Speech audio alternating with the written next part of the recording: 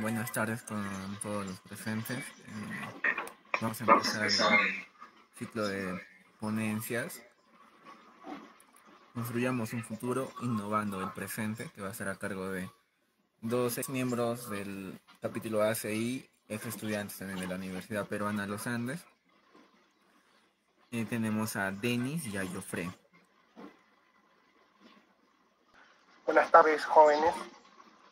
Soy el ingeniero Núñez Bomancayo de Universidad, ex egresado de la Universidad Peruana de los Andes. Tengo el honor el día de hoy de brindarles mis conocimientos sobre el tema relacionado a la internalización de losas aligeradas. Actualmente lidero la empresa constructora Key Construction y formo parte de la segunda etapa de la Olimpiada Internacional de Ingeniería Civil organizado por la Asociación de Global Universities.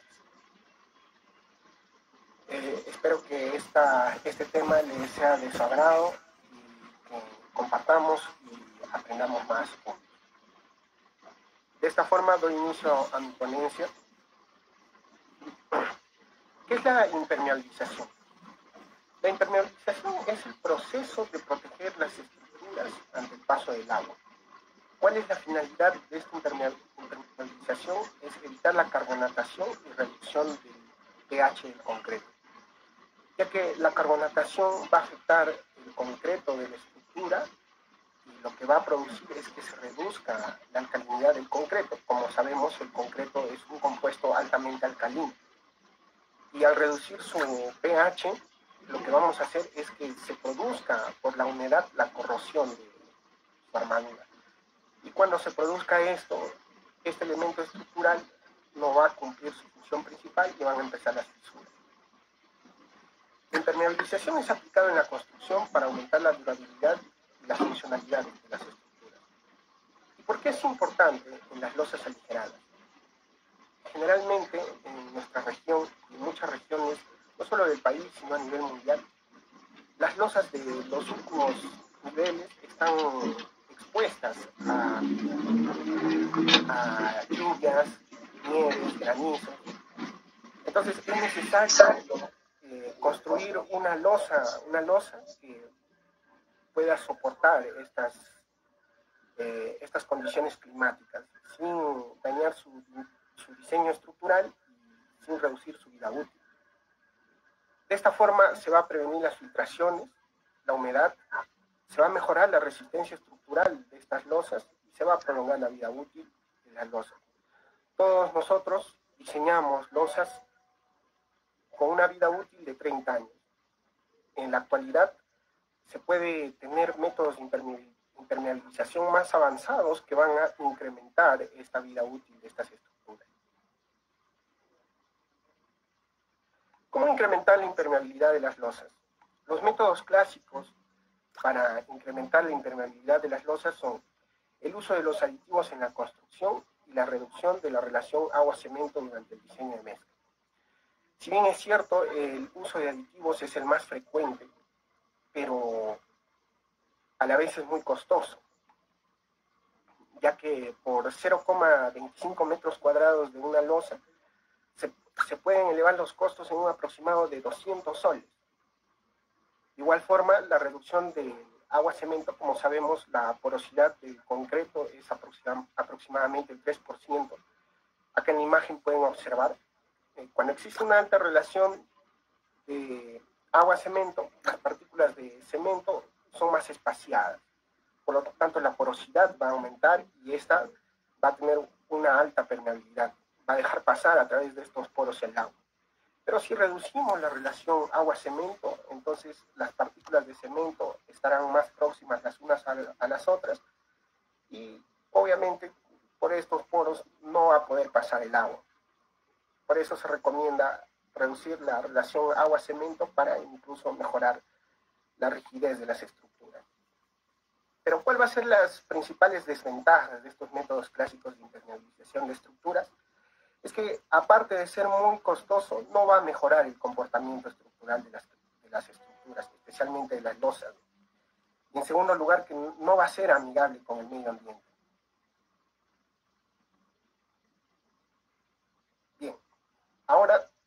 tenemos que hablar de las losas aligeradas. ¿Qué son las losas aligeradas? Son elementos estructurales que reducen el peso de la losa mediante aligerantes, como pueden ser ladrillos de techo, casetones, o incluso bloques de vidrio para mejorar la estética. ¿Y por qué es necesario aligerar estos elementos estructurales? Ya que las losas como funciones principales va a tener como funciones principales la transmisión de las cargas de su propio peso, los acabados, las personas, los muebles, los muros y las vigas, sus cargas muertas y la carga viva. Al no ser un elemento cuya función principal va a ser estructural, como las columnas, como las vigas o los muros portantes, a pesar de no ser un elemento estructural con función estructural principal, va a tener que cumplir ciertos requisitos para de esta forma no tener fallas en su comportamiento. ¿Y cuál va a ser esa función principal? Va a ser la transmisión de las cargas sísmicas y la transmisión de las otras cargas. De esta forma va a unir las vigas, las columnas y los muros. Tipos de losas aligeradas. Por su forma tendremos a las losas planas, las losas cáscaras. Estas losas no cumplen ninguna función, solamente es cubrir áreas. Por la distribución del refuerzo tendremos dos tipos de losas, las losas unidireccionales y las losas bidireccionales. Y por su composición, las losas macizas, las losas aligeradas, las losas de acero y las placas colaborantes. Debemos de tener en cuenta que las losas unidireccionales se van a usar para luces menores a los 7 metros y cuya relación por cada lado del paño tiene que ser mayor a 2 metros y menor a 3 metros. Y también la distribución siempre debe ser perpendicular al lado mayor, ¿no? ¿Qué quiere decir esto? Que las losas unidireccionales solamente van a requerir de 2 vigas para la transmisión de las cargas. Y las losas bidireccionales es recomendable para luces, sus paños mayores a los 7 metros y cuya relación del lado mayor y menor sea menor a los 2 metros. Las losas bidireccionales, a diferencia de las losas unidireccionales, siempre deben estar confinadas en todos los lados del paño. De esta forma se mantiene una mejor distribución de las cargas hacia las vigas. Por su composición, las losas macizas y las losas aligeradas se van a diferenciar principalmente en que las losas macizas se recomiendan para luces mayores a los 7 metros, mientras que las losas aligeradas se recomiendan para luces menores a los 7 metros. Asimismo, las losas macizas se utilizan para soportar grandes cargas, mientras que las losas aligeradas solamente para cargas que no son significativas. Cabe resaltar que una losa maciza puede ser una losa tanto unidireccional como bidireccional, y una losa aligerada de igual forma puede ser unidireccional o bidireccional. Problemas comunes en las losas. He aquí el principal tema que estoy abordando. El problema principal de las losas del último nivel va a ser la filtración del agua. ¿Y a qué se debe esta filtración del agua? Esto se debe a las microfisuras que ocurren en el concreto. A través de estas, aparte de la porosidad, las fisuras que se encuentren en este elemento estructural van a permitir el paso del agua. Asimismo, juntas mal selladas y losas que no cuenten con la pendiente de drenaje adecuada. El Reglamento Nacional de Edificaciones recomienda que se debe tener una pendiente mínima del 1%.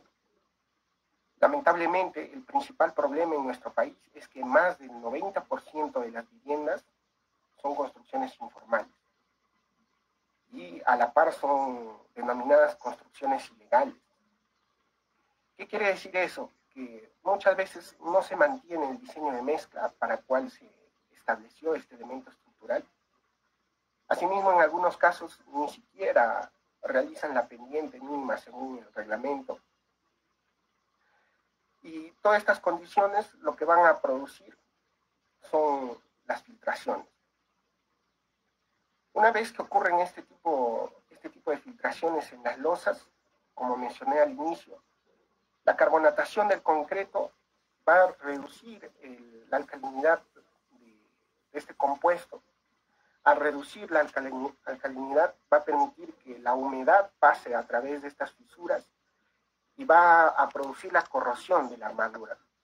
¿Y cuál es la principal desventaja de que la armadura se corroa? Va a ser que nosotros al momento de diseñar consideramos unas propiedades físicas, tanto mecánicas, del acero. Cuando ocurre esta corrosión, estas propiedades se van a ver afectadas y la estructura ya no va a cumplir la función para la cual fue diseñada.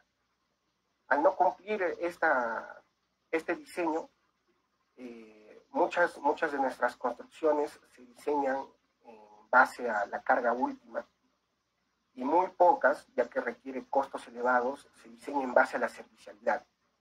Entonces, cuando ocurra esta corrosión, para todas las construcciones que se diseñaron en base a la carga última, van a empezar a fallar. Esto lo que va a producir es la reducción de la rigidez de las losas y a la vez el crecimiento exponencial de las fisuras. Finalmente va a producir el deterioro de los acabados, especialmente para techos que tienen acabados de madera. Y en algunos casos incluso puede comprometer las instalaciones eléctricas como sanitarias. Métodos de impermeabilización. Existen muchos métodos de impermeabilización modernos que son innovadores ante los métodos de impermeabilización clásicos. En esta ponencia voy a enfocarme directamente al método de impermeabilización con geomembranas PEAD, cuyas siglas significan polietileno de alta densidad. En inglés le conocen como geomembranas HDPE. Y en los países europeos, donde estas técnicas, ya que en muchos países europeos, muchas de estas estructuras, las losas de los últimos techos, se encuentran sometidas a nieve por 6 meses del año, lo conocen como GMB. En nuestro país no es tan frecuente, ya que nuestras estructuras no están sometidas a largos periodos de nieve, y mucho menos de lluvia. Sin embargo, como mencioné al inicio, la informabilidad de las construcciones va a ocasionar que se requiera de este método de impermeabilización para prolongar la vida útil de las losas y de esta forma mejorar la calidad de la vida de los residentes. ¿Cuáles son las principales ventajas del método de impermeabilización con geomembrana?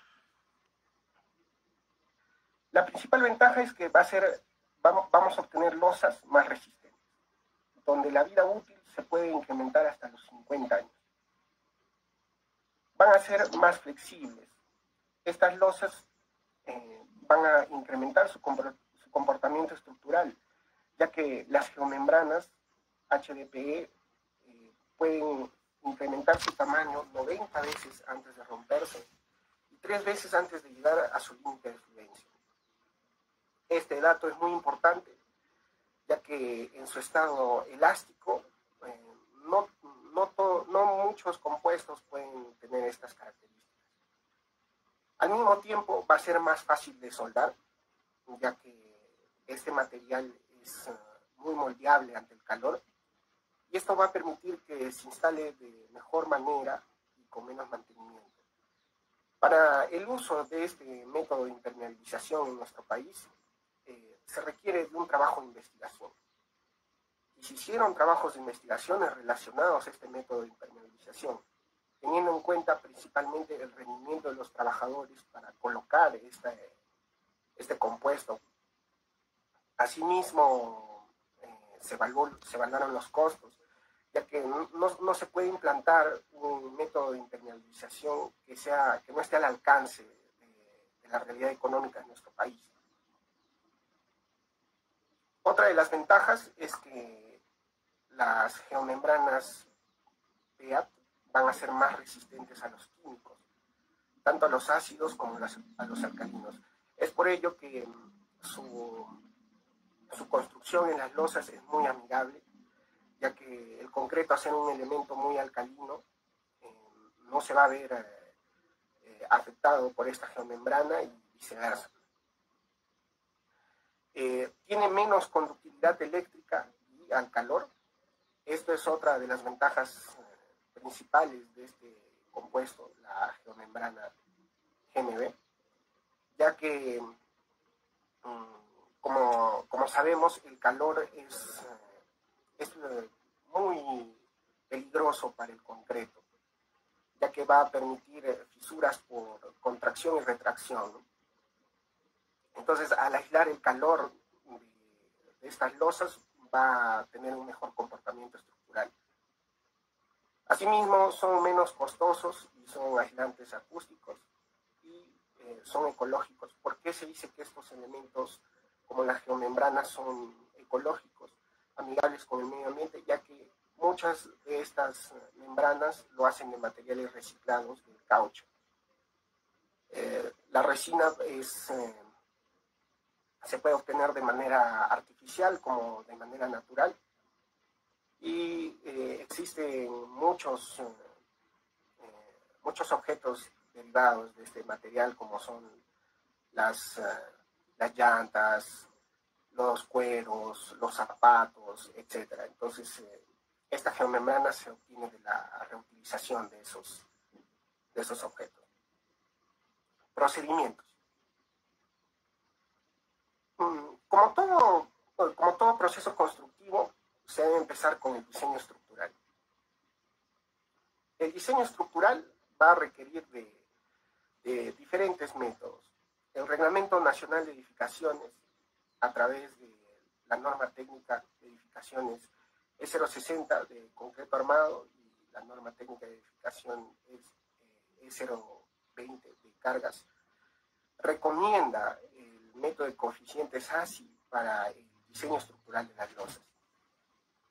Asimismo, no descarta otros métodos, pero para esta ponencia voy a centrarme en el método de coeficientes ASI para tener una idea clara de cómo es este nuevo proceso constructivo, y de todas maneras haré hincapié también en otros métodos.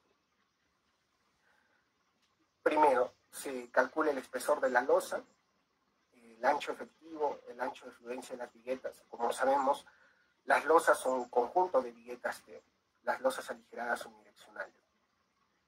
Y estas vigas T, pues, no se pueden diseñar sin tener consideraciones estructurales, tanto de compresión como de flexión. El espesor del alma de las viguetas.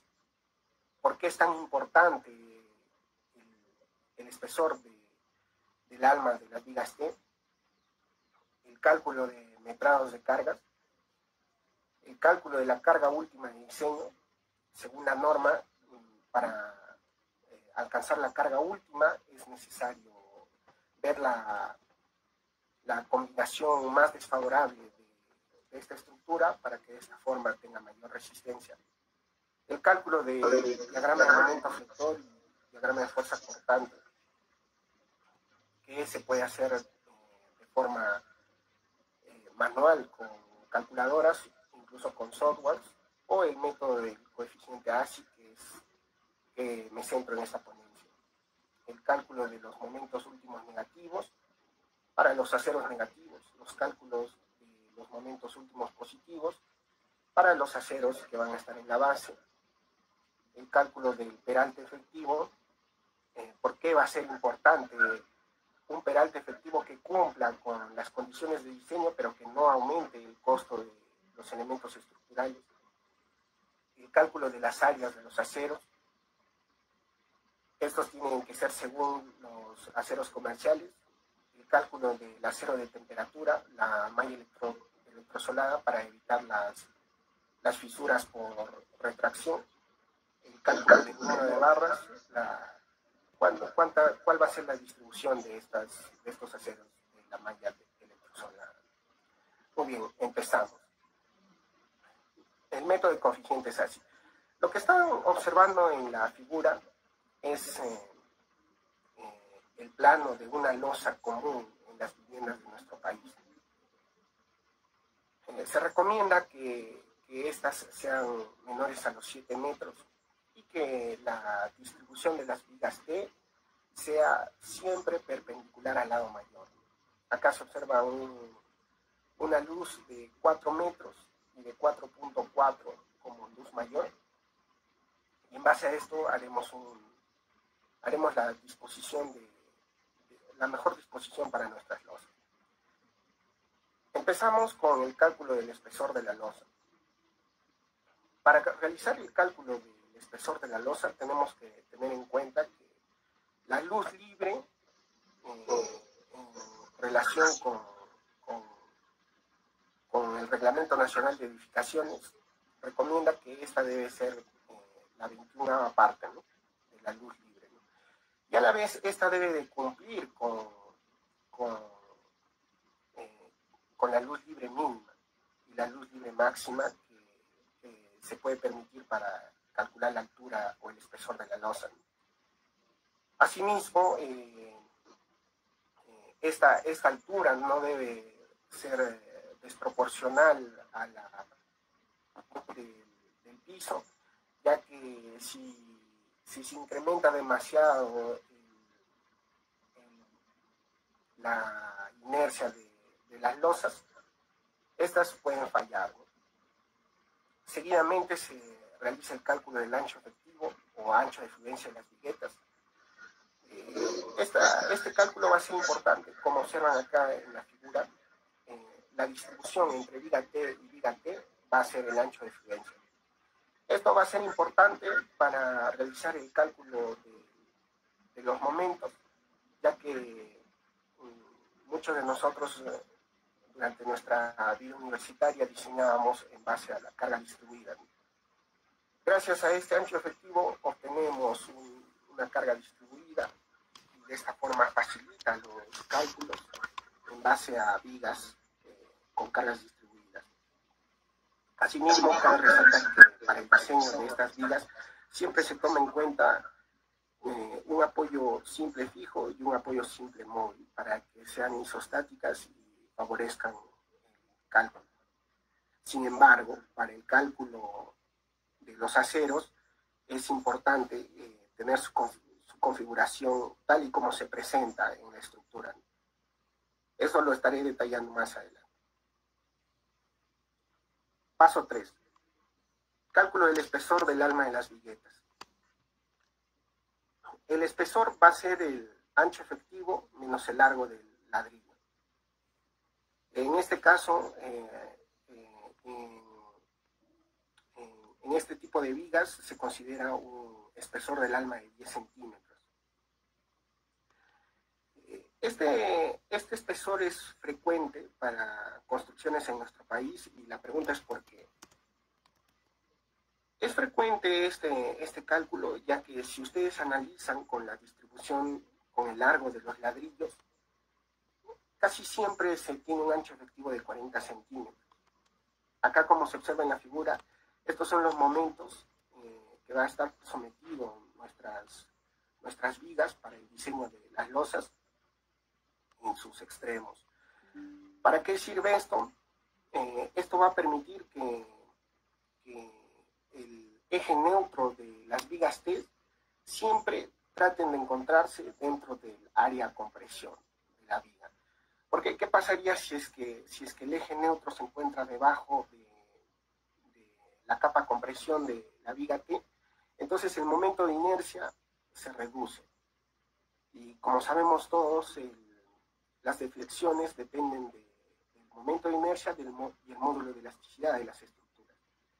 Entonces, al reducir el momento de inercia, lo que vamos a hacer es que esta estructura pierda rigidez.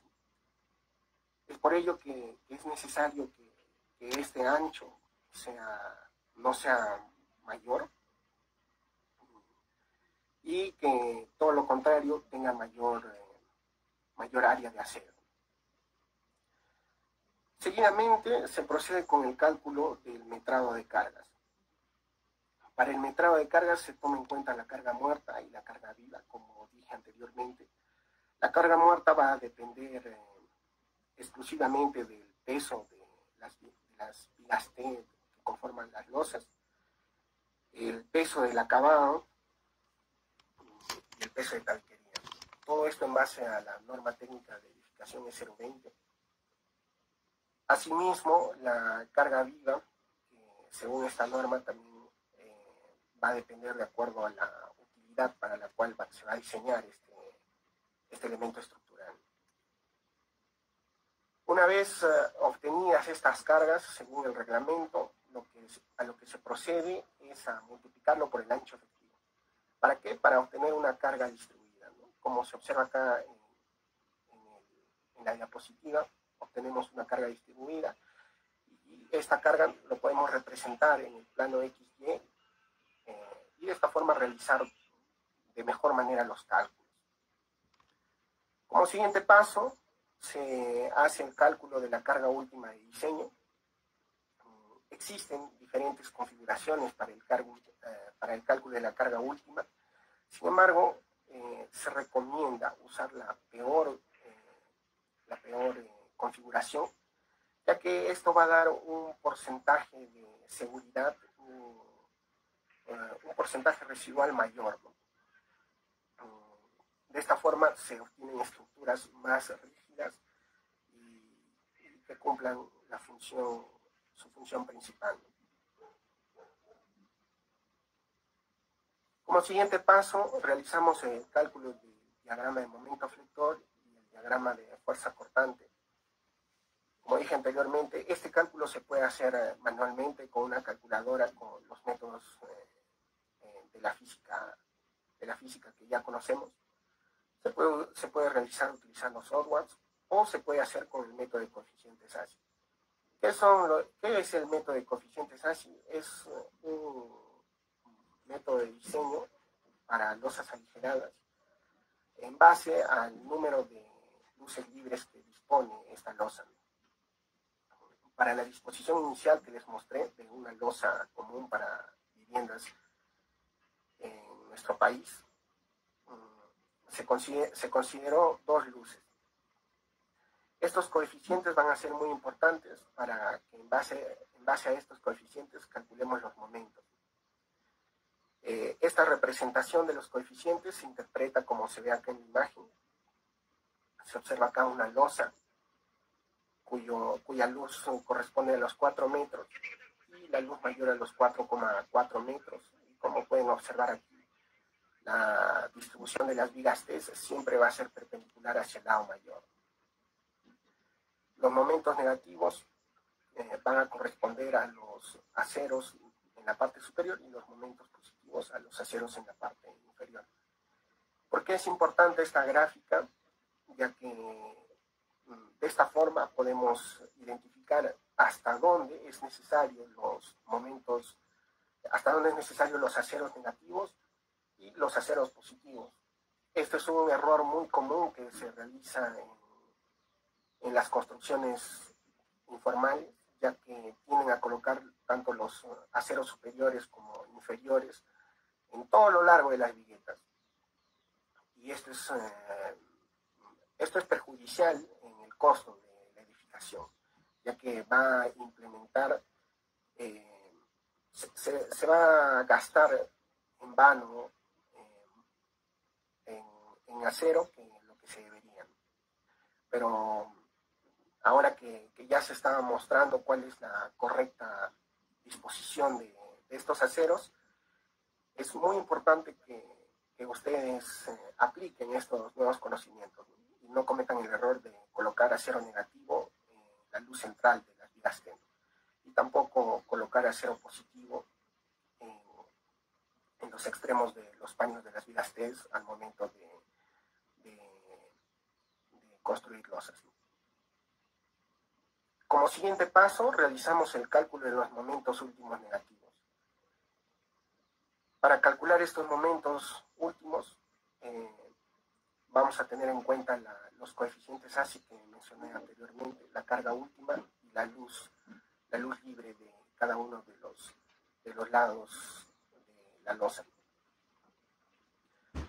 Como se observa acá, se tiene un momento tanto para el primer apoyo, el segundo apoyo y el tercer apoyo. En el caso que fueran losas con 3 luces, entonces estos momentos serían 4, ¿no? Si fueran con 4 luces, obtendríamos 5 momentos negativos. Como siguiente paso se realiza el cálculo de los momentos últimos positivos, que van a ser los más principales y se van a ubicar en el centro de las luces de las vigas T. Como nuestra propuesta inicial es de dos lados con 2 luces, entonces se obtienen 2 momentos últimos positivos. En el caso que fueran 3 luces, entonces se obtendría 3 momentos últimos positivos. Acá observamos la configuración con las dimensiones de las vigas T planteadas. Acá se observan los ladrillos de 30 centímetros, ladrillo para techo con 8 orificios.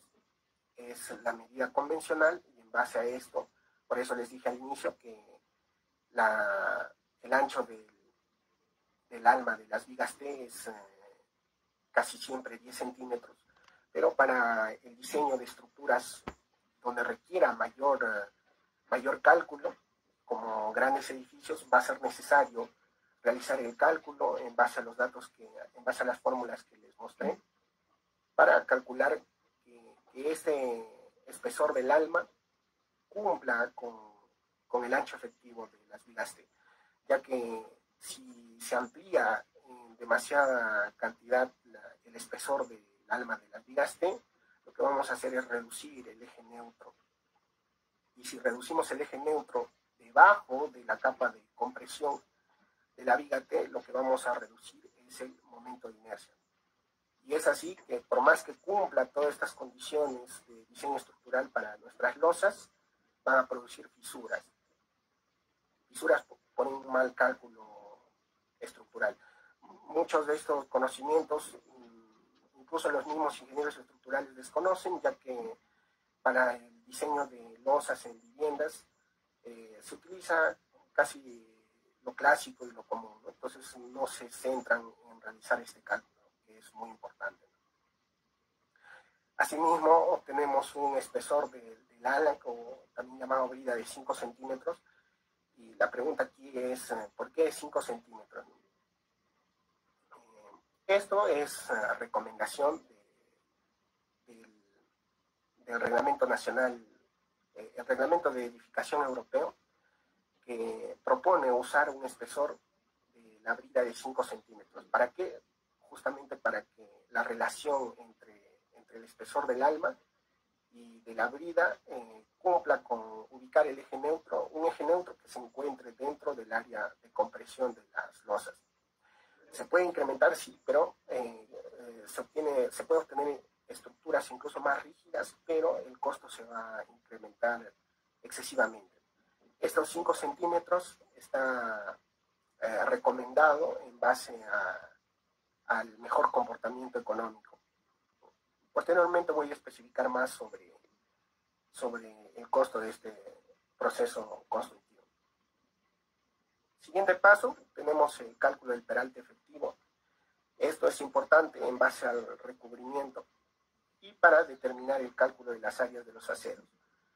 De esta forma, para cada momento negativo obtenemos un área de acero negativo donde se va a colocar la configuración de los aceros en la parte superior y asimismo para los aceros positivos que se van a ubicar en la parte inferior.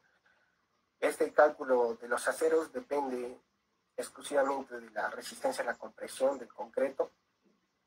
Para losas aligeradas, la resistencia a la compresión recomendada es de 210 kilogramos por centímetros cuadrados, ya que, como dije anteriormente, las losas son elementos estructurales, pero que no van a cumplir función estructural, ¿no? Sino sobre todo de transmitir cargas, y cuyo comportamiento se va a centrar exclusivamente en la flexotracción. Asimismo, va a depender mucho de la resistencia del acero, el espesor del alma, el peralte efectivo, el factor de reducción, que es un factor de seguridad para lograr que cumpla por un diseño por carga última. Este factor puede variar en el caso que se requiera estructuras que sean aún más rígidas. Y el momento último calculado anteriormente. De esta forma deben de cumplir con el acero mínimo negativo, con el acero mínimo positivo y el acero máximo, tanto negativo como positivo. Acá en la imagen podemos ver la configuración de las áreas de los aceros calculados, y en base a esto se selecciona según los aceros comerciales. Siempre el acero comercial tiene que ser obviamente mayor al acero calculado. Y generalmente para viviendas se utiliza el acero de media y el de 3 octavos.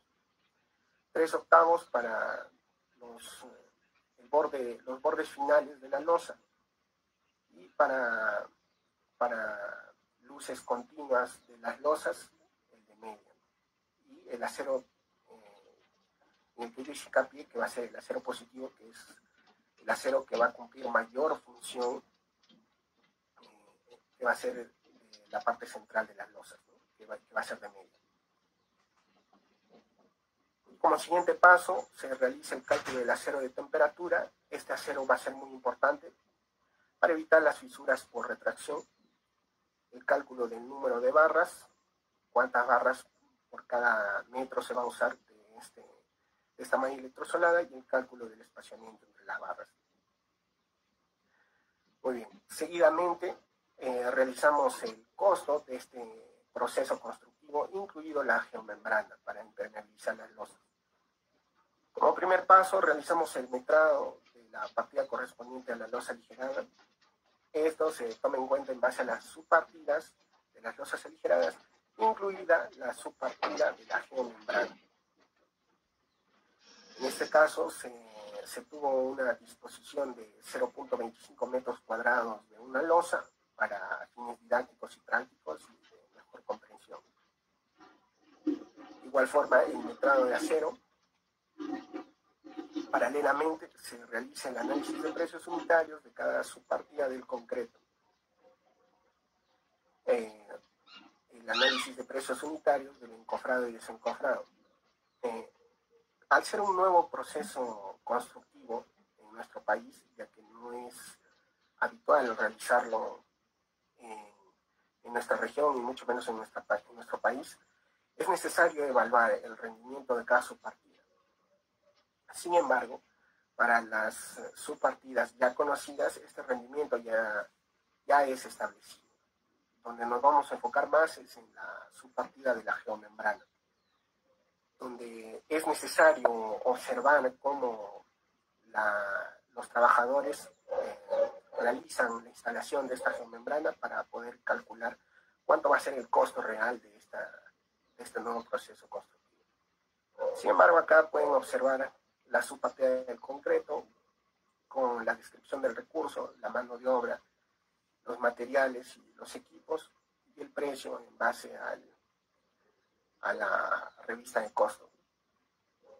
Siempre hay que tener en cuenta que para todos los materiales siempre se considera un 5% de seguridad. Asimismo, para el encofrado y el desencofrado, para la subpartida del acero, esto se tiene en cuenta en base al peso, y se considera un porcentaje de seguridad mayor que a los otros materiales, ya que durante los trabajos en construcción generalmente no se puede reutilizar aceros muy pequeños. Es necesario los comerciales, en las medidas comerciales, pero sin reutilizar los desperdicios. Para este caso se utiliza el 7%. Para el análisis de precios unitarios de la subpartida del ladrillo, En este caso se utiliza un ladrillo casetón.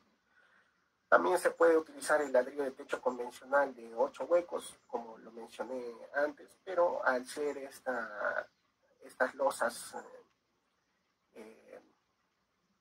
aligeradas, entonces siempre se tiende a aligerar las estructuras, las viguetas. Igualmente se considera un 5% de residuo para el ladrillo casetón. Y para el análisis de precios unitarios de la subpartida de la geomembrana, HDPE o PEAT, como lo mencioné al inicio, se va a requerir de un operario, de un oficial y de un peón. El rendimiento es de 480 metros cuadrados de instalación de esta geomembrana por 8 horas y se toma en cuenta un 5% de residuo. Para realizar esta nueva propuesta de esta nueva subpartida para este nuevo proceso constructivo, se tuvo que evaluar cómo es el comportamiento de los trabajadores en la obra. Yo, jóvenes, ya desde hace un tiempo estoy realizando este tipo de impermeabilización de losas y lo recomiendo muchísimo, ya que no solamente no es muy costoso, sino que también estéticamente está muy bien visto y aparte que mejora las condiciones estructurales de las losas. Bueno, en base al metrado y al análisis de precios unitarios se obtiene el presupuesto total de las losas aligeradas con la geomembrana, que en este caso resulta 48.84 soles por cada 0.25 metros cuadrados de losa. Y acá vemos el presupuesto total de una losa sin la geomembrana, donde se calculó un precio de 44.37 soles por cada 0.25 metros cuadrados de losa. Como pueden observar, la diferencia es de 4.47 soles, lo cual es muy significativa. Es muy significativa ya que 4.47 soles comparado con 200 soles para la impermeabilización clásica es demasiada. Es por ello que yo recomiendo mucho este método de impermeabilización. Finalmente, ¿cuál va a ser el procedimiento para la instalación de las geomembranas HDP o PEAT en las losas aligeradas? Primero se realiza el encofrado de las losas. Cabe resaltar que el vaciado de las losas, como ya sabemos, se realiza paralelamente con el vaciado de las vigas, pero sin embargo se consideran estructuras totalmente diferentes. Las vigas principales cumplen otra función y las losas van a cumplir otra función. Sin embargo, el diseño de ambas coinciden en que deben tener el mismo diseño de mezcla, justamente para evitar que durante el vaciado se haga de forma en tiempos diferentes, ¿no? Acá se observa el encofrado de una losa, de una muestra, ya que, como les dije anteriormente, para realizar un nuevo proceso constructivo es necesario realizar el trabajo científico de este proceso. Y para ello se realizaron prototipos de losas en base a la ubicación de esta geomembrana y en base a su comportamiento con relación del agua. Cabe resaltar que la capa de compresión debe alcanzar su máxima resistencia y esto generalmente es a los 21 días. Por ello se recomienda realizar el desencofrado de las losas a los 21 días. Asimismo debemos de tener en cuenta que el anclado del encofrado debe ser lo más seguro posible para evitar fugas. Como siguiente paso se realiza la colocación del ladrillo, puede ser ladrillo techo o como se realizó en este trabajo de investigación, un ladrillo casetón. Este ladrillo casetón se encuentra entre las vigas, al ser una losa unidireccional, deben estar confinadas en ambos lados y alineados, y se debe tener en cuenta que no quede ningún espacio libre entre ellas. De igual forma, para evitar que el concreto se filtre entre estos casetones.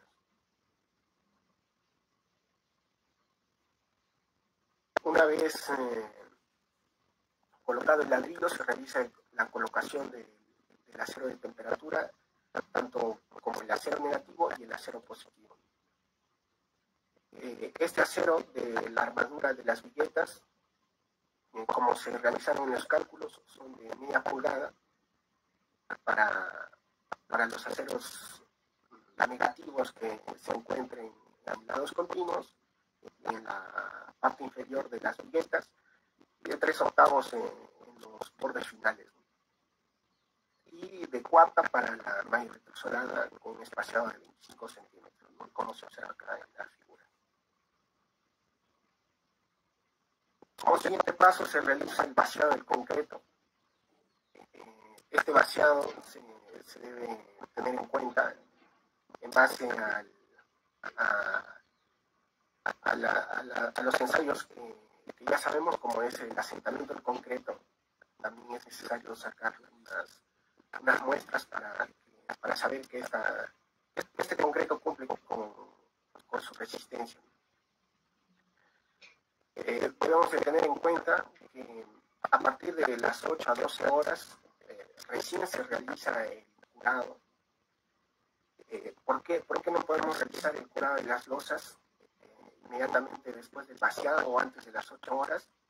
Ya que si realizamos el curado en horas antes a este periodo, lo que vamos a hacer es alterar la relación agua-cemento y el diseño de mezcla va a cambiar. Para evitar eso es recomendable hacer de 8 a 12 horas. Sin embargo, las fisuras van a aparecer en las primeras 4 horas. Estas fisuras se conocen como fisuras por contracción plástica, y ocurren generalmente cuando la exudación del concreto no puede subsanar al agua que contiene este concreto. ¿Qué quiere decir eso? Que el agua superficial se evapora rápidamente y la exudación del agua en la capa interior no puede salir a la superficie para compensar esta falta de agua.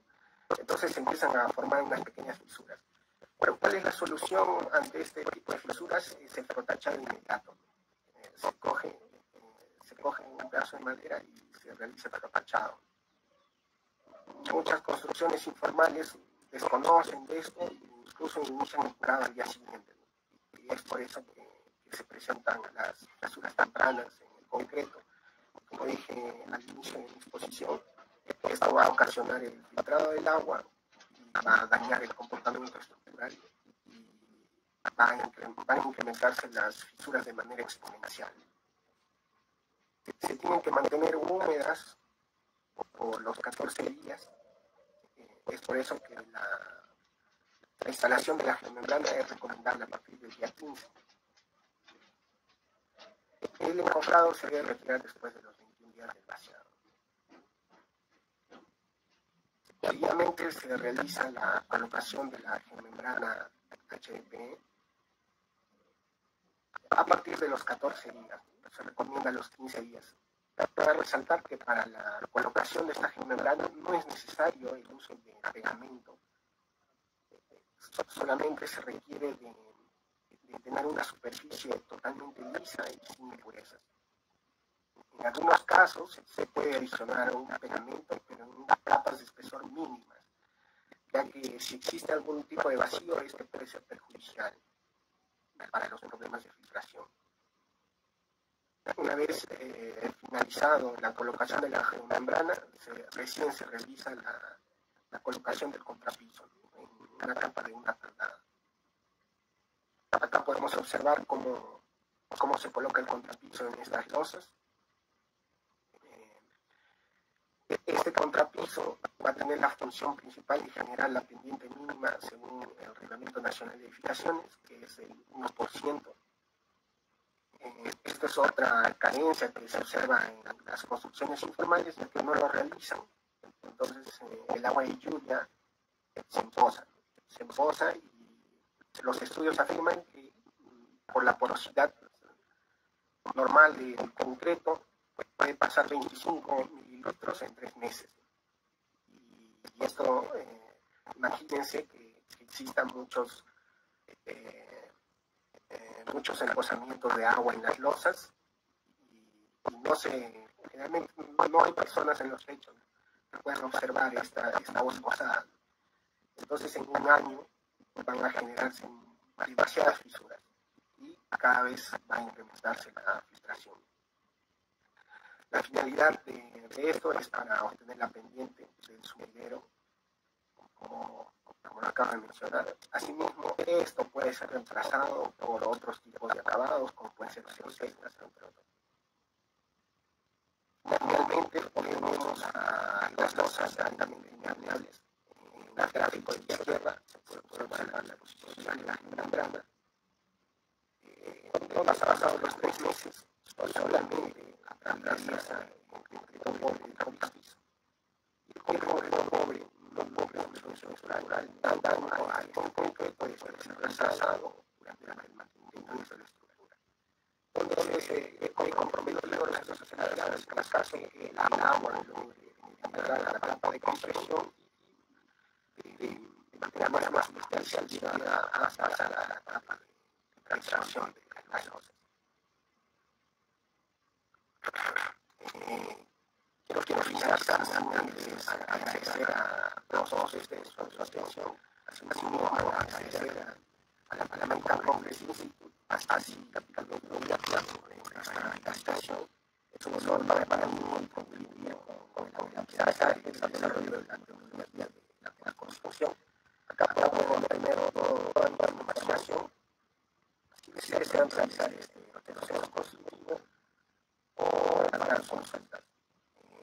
Agradezco también a todos los docentes de la Universidad de Buenos Aires, la universidad que va a finalizar, diciendo que la Universidad de Buenos Aires es una universidad muy reconocida y ustedes son estudiantes, en la mayoría de los casos aprovechen los conocimientos de sus maestros, ya que su formación va a depender exclusivamente de ustedes.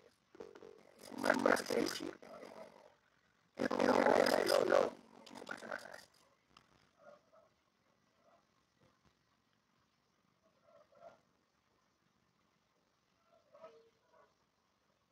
Si tienen preguntas o dudas, por favor.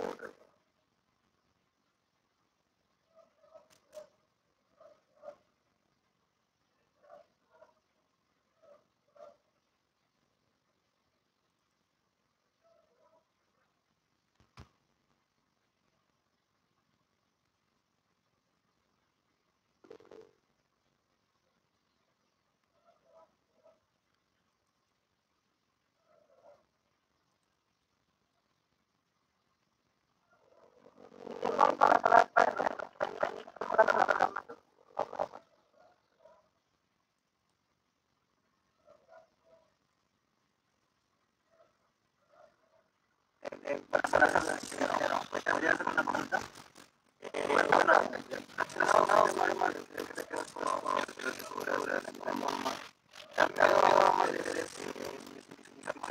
El diagrama del momento flector y el diagrama del momento importante.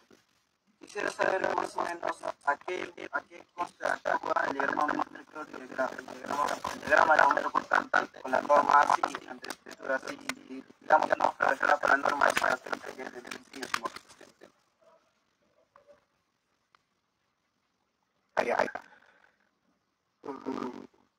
Ok, a ver. El diagrama de momento flector y el diagrama de fuerza cortante va a ser muy importante para determinar la distribución de los aceros, tanto en los aceros negativos como en los aceros positivos. Este diagrama va a ser importante no solo para determinar la distancia en la que es necesario colocar los aceros en las vigas de las losas, sino que también va a ser necesario para calcular la relación. La definición de las vigas en las losas calificadas va a depender exclusivamente de la formación que ocurre en este tipo de vigas. Para el diseño sísmico, este diagrama de momento flector no es necesario. Y en los últimos niveles, las losas van a tener menos comportamiento físico, ya que la fuerza constante basal se distribuye principalmente en el primer piso. Sin embargo, estas losas aligeradas también con geomembrana también pueden ser utilizadas para losas de cimentación. Solamente que eso es otro estudio que también ya tuve la oportunidad de leerlo. Las losas de cimentación tienen una disposición de las geomembranas o otros elementos de polímeros, pero ubicados en la parte inferior. Como saben, tanto vigas como losas de cimentación van a tener un comportamiento inverso a las vigas y las losas que ocurren en los niveles superiores. Entonces, ante esto es necesario que la flexión en las losas de cimentación, o sea, este momento positivo que se observa en este diagrama de momento flector, en las losas de cimentación van a estar en la parte superior. Para ese tipo de estudios va a influir este diagrama de momento flector para el diseño sísmico de este tipo de estructuras, pero para estas casas ubicadas en los niveles superiores, es decir, en los techos, se va a tener en cuenta solo esta disposición, ¿no? Y no va a influir significativamente en el comportamiento sísmico de las estructuras.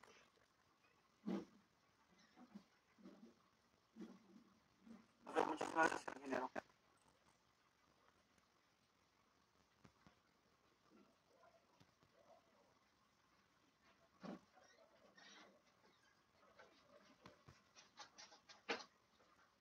Otra pregunta, jóvenes.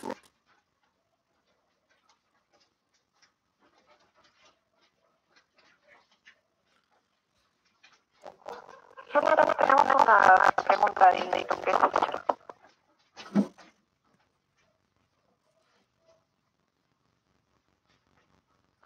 Ya. Ok, eso también es una pregunta.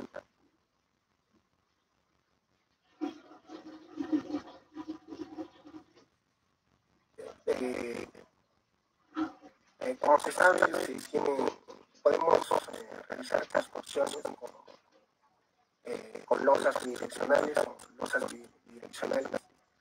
Las losas unidireccionales se recomiendan para luces libres menores a 7 metros y cuya relación entre lado mayor y menor sea mayor a los 2 metros, pero menor a los 3 metros.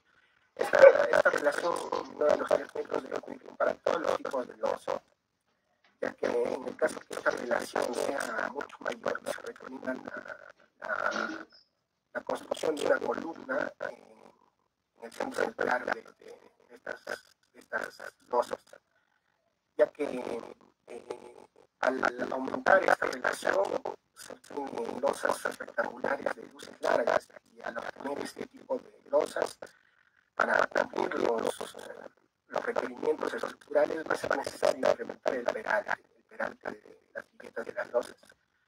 Al incrementar este peralte, lo que se va a producir es el incremento de los costos, y no solamente los costos, sino la estética de las losas.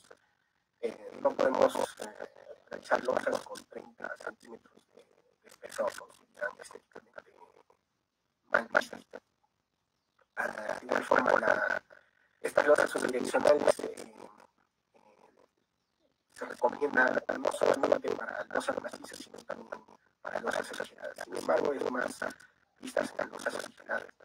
Y las losas bidireccionales se usan para luces mayores a 7 metros, donde la relación entre la luz mayor y menor es menor a los 2 metros.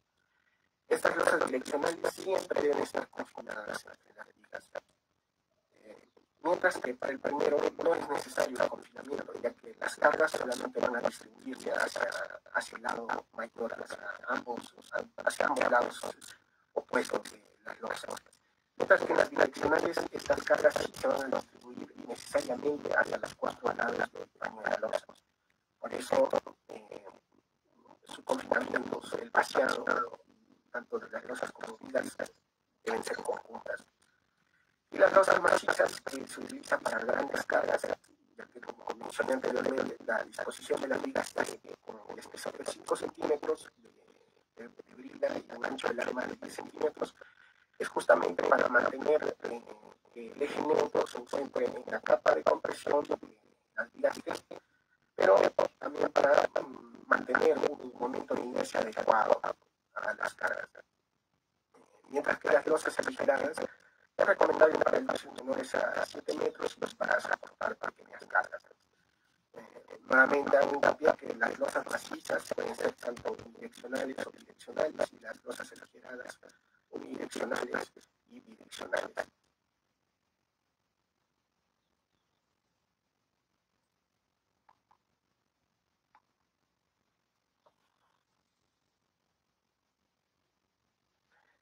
Muchas gracias por pregunta, Marco.